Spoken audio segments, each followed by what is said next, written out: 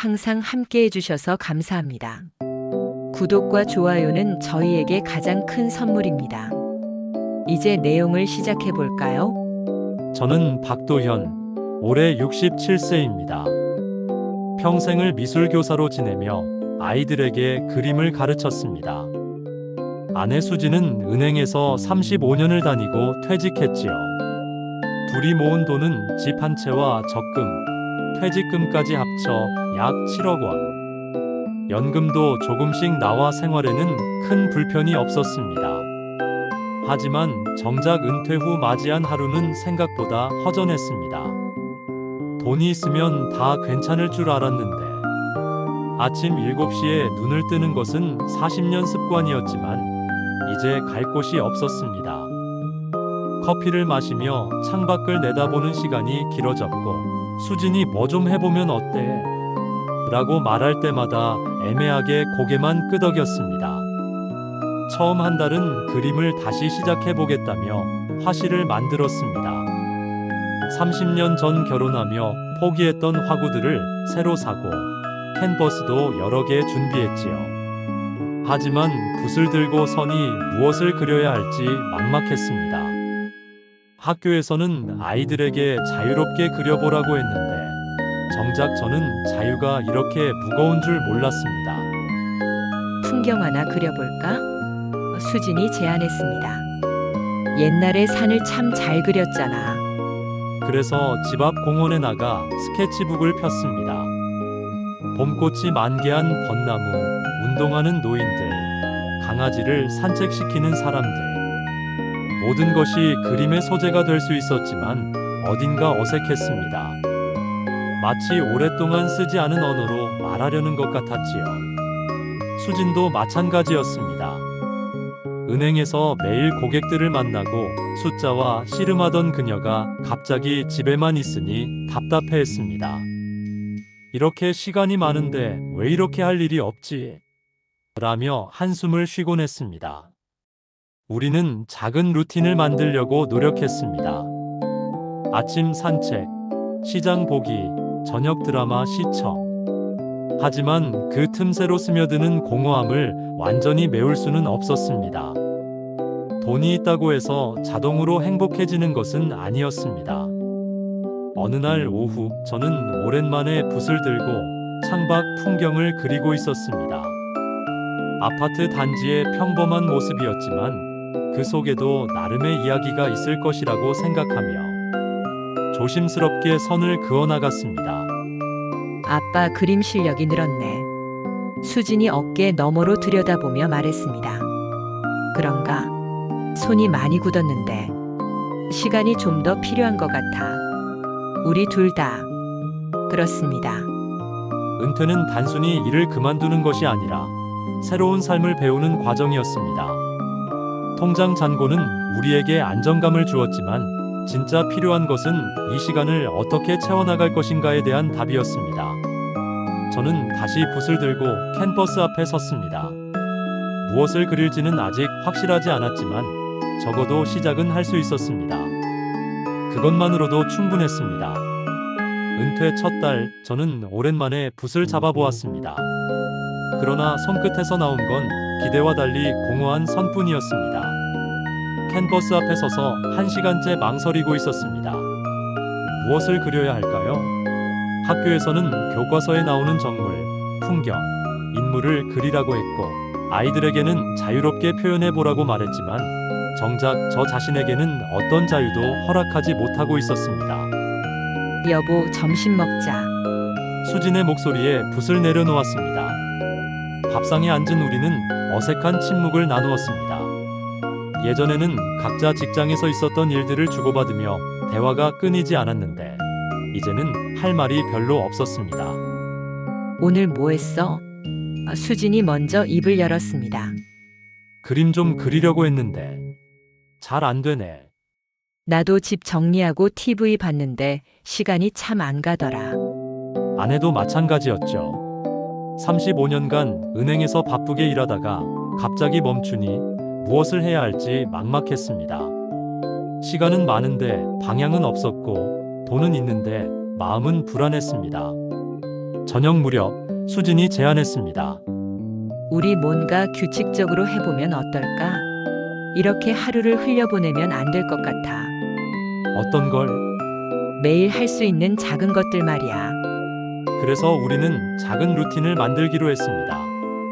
첫 번째는 매일 아침 함께 밥을 차리는 것이었습니다. 혼자 하던 집안일을 둘이 나누니 대화도 자연스러워졌고 서로의 하루를 계획하는 시간이 되었습니다. 두 번째는 근처 공원에서 산책하기. 오후 4시가 되면 운동화를 신고 함께 나섰습니다.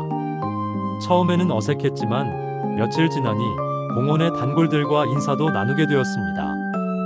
개를 산책시키는 할머니, 매일 같은 벤치에 앉아 신문을 읽는 할아버지, 아이들과 놀아주는 젊은 아빠들.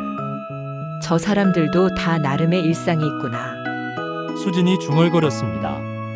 세 번째는 하루 한 번 서로의 그림 일기를 나누기로 한 것입니다. 거창한 작품이 아니라 그날 본 것, 느낀 것을 간단히 그려서 보여주는 시간이었습니다. 첫날 수진이 그린 그림은 아침에 창가에서 본 참새였습니다. 어설픈 선이었지만 정성이 느껴졌습니다. 나는 참새 그리는 법도 몰랐는데 오늘 처음 유심히 봤어.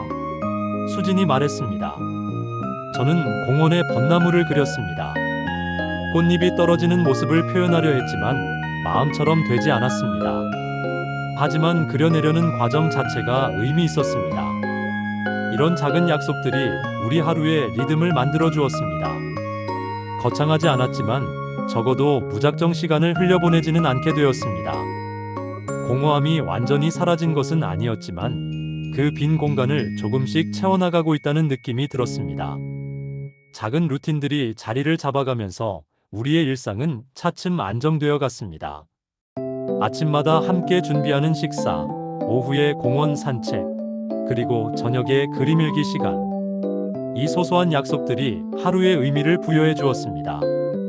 그런 평온한 어느 날 오후, 딸 혜진이 전화를 걸어왔습니다. 엄마, 아빠 안녕하세요. 요즘 어떻게 지내세요? 잘 지내지? 그런데 웬일로 이 시간에 전화를? 평소보다 조심스러운 목소리가 느껴졌습니다. 혜진은 결혼 후 남편과 함께 작은 사업을 준비하며 열심히 살아가고 있었는데 뭔가 말하기 어려운 일이 있는 것 같았습니다. 저희 이번에 가게를 시작하려고 해요. 그런데 보증금이 조금 부족한데 도와주실 수 있을까요? 순간 가슴이 철렁했습니다. 이미 2년 전 혜진이 자격증 학원을 다닐 때 3천만 원을 지원한 적이 있었습니다. 그때도 쉽지 않은 결정이었지만 딸의 꿈을 응원한다는 마음으로 내어주었습니다. 얼마나 필요한데? 5천만 원 정도요. 죄송해요, 아빠. 정말 급하지 않으면 부탁드리지 않았을 거예요. 전화기 너머로 딸의 간절한 목소리가 들려왔습니다.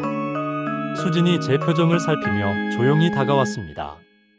전화를 끊은 후 우리는 한동안 말이 없었습니다. 거실에 흐르는 정적이 유난히 무거웠습니다. 5천만 원. 수진이 작은 목소리로 중얼거렸습니다. 이번엔 만만치 않은 금액이야. 순간 마음이 무거워졌습니다.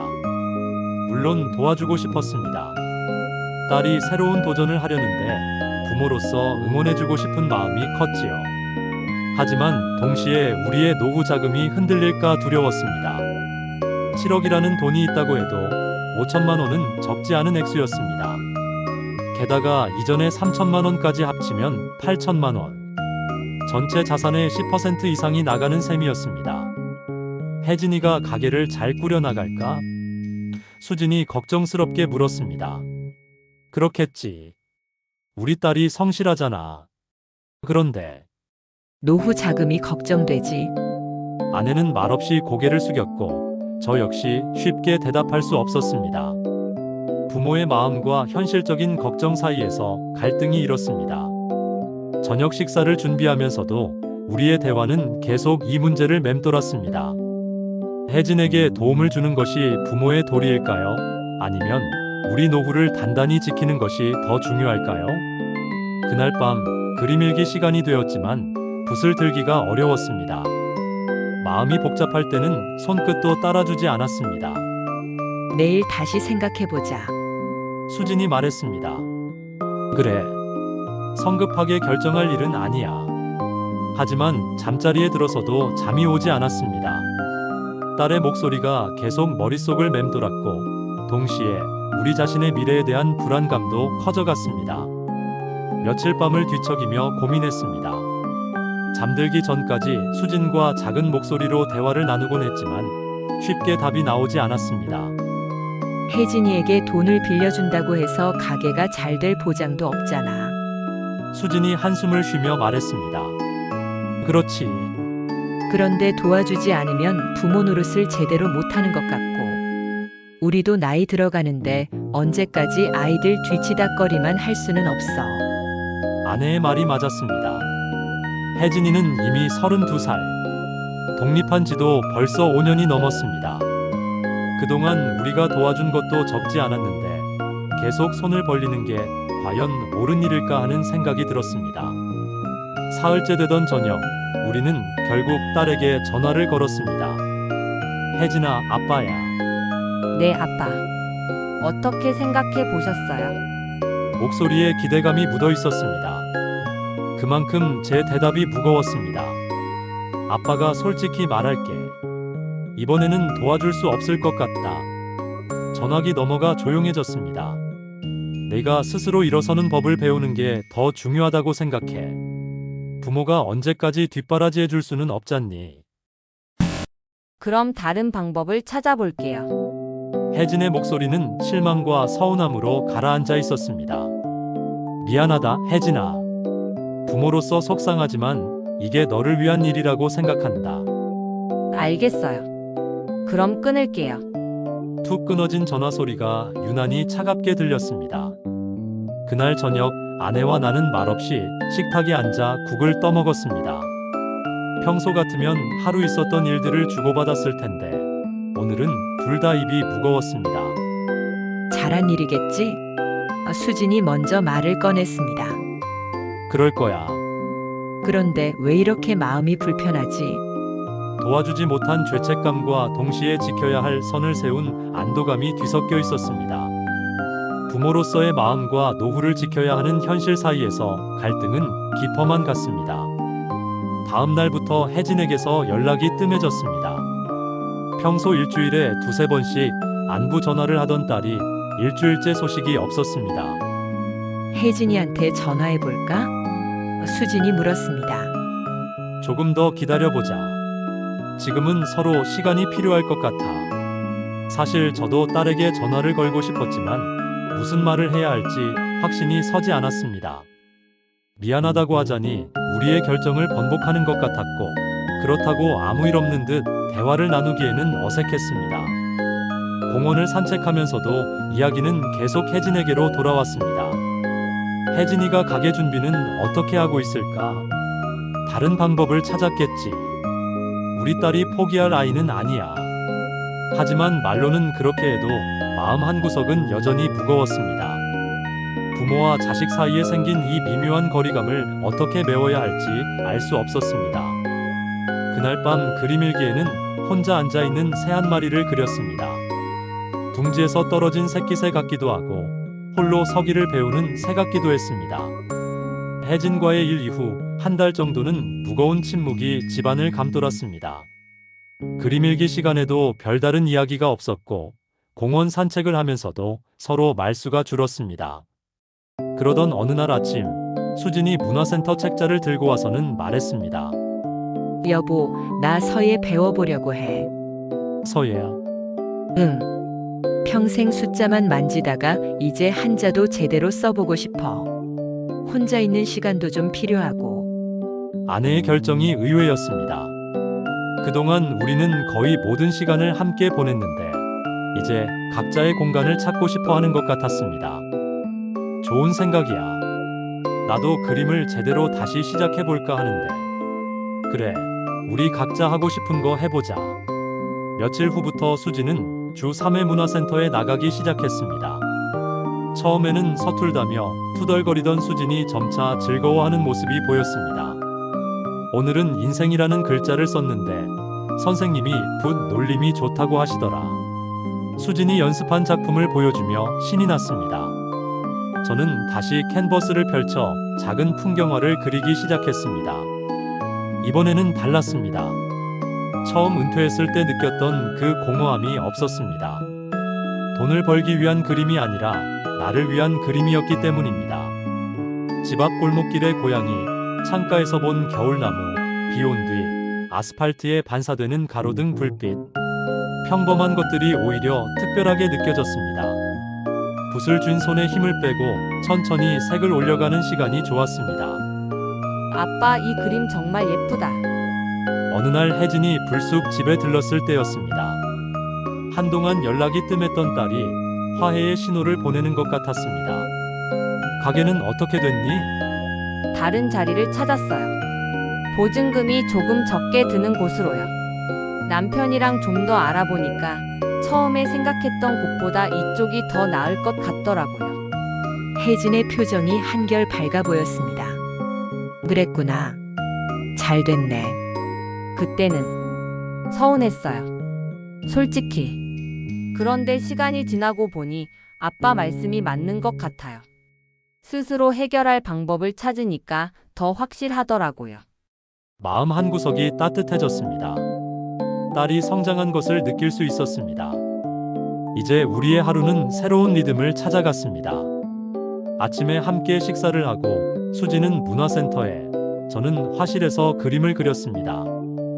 오후에는 각자의 시간을 보내고 저녁이 되면 다시 만나 하루를 나누었습니다. 오늘 평화라는 글자를 썼는데 정말 마음이 평화로워지더라. 수진이 말했습니다. 나도 오늘은 우리 집 앞 꽃밭을 그렸는데 봄이 온다는 게 이렇게 느껴지는구나 싶었어. 서로 다른 공간에서 보낸 시간들이 오히려 저녁의 대화를 더욱 풍성하게 만들어 주었습니다. 그 작은 대화가 삶을 색칠해 주었습니다.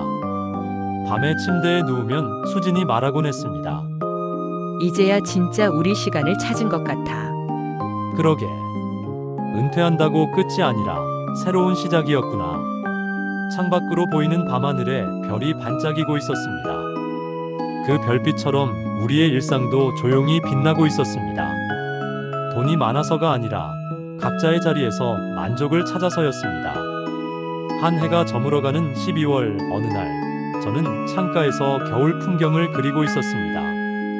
눈이 소복이 쌓인 아파트 화단, 그 사이로 보이는 사람들의 발자국. 평범한 일상이지만 그 속에서 따뜻함을 느낄 수 있었습니다. 여보, 차 한잔 할래? 수진이 갓 끓인 유자차를 들고 왔습니다. 고마워. 붓을 놓고 아내 옆에 앉았습니다. 이제 우리의 대화에는 자연스러운 여유가 흘렀습니다. 서두르지 않았고 무언가 해결해야 할 문제가 있다고 조급해하지도 않았습니다. 혜진이가 어제 전화해서 가게 오픈 준비가 잘 되고 있다고 하더라. 수진이 말했습니다. 그래, 다행이다. 우리가 도와주지 않았는데도 잘 해내는 걸 보니 기특해. 처음엔 미안했는데 이제 보니까 잘한 것 같아. 혜진이도 더 당당해진 것 같고, 지난 일을 돌이켜보니 우리의 선택이 옳았다는 확신이 들었습니다. 무조건적인 지원이 아니라 딸이 스스로 길을 찾을 수 있도록 믿어준 것이었습니다. 그런데 말이야, 수진이 유자차를 홀짝이며 말을 이었습니다. 요즘 정말 행복해. 나도 그래. 바쁘지도 않은데 왜 이렇게 충실한지 모르겠어. 문화센터에서 서예를 배우는 수지는 날마다 달라졌습니다. 새로운 것을 배우는 기쁨이 얼굴에 드러났고, 집에서 연습할 때에 집중하는 모습이 아름다웠습니다. 저 역시 하루하루 그림을 그리며 새로운 색깔을 발견해가고 있었습니다. 그림 전시회라도 한번 열어볼까? 수진이 농담처럼 말했습니다. 그럴까? 문화센터 발표회도 있잖아. 정말요? 그럼 우리 둘 다 발표회에 작품 내볼까요? 생각만 해도 설렜습니다. 60대가 넘어 처음으로 무언가에 도전해보는 것. 결과보다 과정 자체가 의미 있었습니다. 며칠 후, 우리는 문화센터에서 열린 수강생 작품 전시회에 참가했습니다. 수진의 서예 작품과 제 풍경화 두 점이 나란히 걸려 있었습니다. 와, 할머니 할아버지 작품이 정말 예쁘네요. 어린 관람객이 우리 작품 앞에서 감탄했습니다. 고맙다 얘야. 수진이 환하게 웃었습니다. 그 순간 깨달았습니다. 이제야 알겠습니다. 우리가 가진 건 단순한 돈이 아니라 스스로 지켜낸 삶의 균형이었습니다. 자식에게 무조건 기대지도 모든 걸 내어주지도 않는 것. 서로의 시간을 존중하고 작은 하루를 소중히 여기는 것. 전시회를 마치고 집으로 돌아오는 길, 수진이 제 팔짱을 끼며 웃었습니다. 당신 우리 부자 맞아요. 부자, 응. 돈 많은 부자 말고 진짜 부자요. 그 말에 저도 고개를 끄덕였습니다. 통장 잔고 7억 원이 우리를 부자로 만든 게 아니었습니다. 진짜 부자는 돈이 많은 사람이 아니라 자기 속도로 살아가는 사람이라는 걸 이제야 깨달았습니다. 집에 도착해서 오늘의 그림 일기를 그렸습니다. 전시회장에서 손을 잡고 서 있는 우리 부부의 모습을. 그림 아래에는 이렇게 적었습니다. 오늘 우리는 진짜 부자가 되었다. 수진이 그 글을 보고 조용히 미소 지었습니다. 창밖으로 첫눈이 내리기 시작했지만 집안은 따뜻했습니다. 돈으로 살 수 없는 그 무엇인가로 가득 차 있었습니다.